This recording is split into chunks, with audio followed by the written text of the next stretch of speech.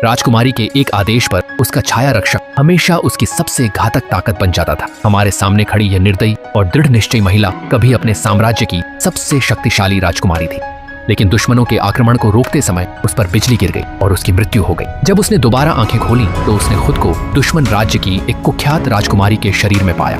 इस शरीर की असली मालकिन उस राज्य की सबसे प्रिय 7वीं राजकुमारी थी। उसकी माँ ने कभी सम्राट की जान बचाई थी, इसीलिए सम्राट उसे अत्यधिक स्नेह करता था। उसने अपने सबसे शक्तिशाली छाया रक्षक को भी उसकी सुरक्षा के लिए नियुक्त कर दिया था, लेकिन इसी अत्यधिक लाड प्यार ने उसे घमंडी और अत्याचारी बना दिया था। वह प्रधानमंत्री के बड़े पुत्र से पागलों की तरह प्रेम करती थी और उसने अपने अधिकार का उपयोग करके उससे जबरदस्ती विवाह भी कर लिया था।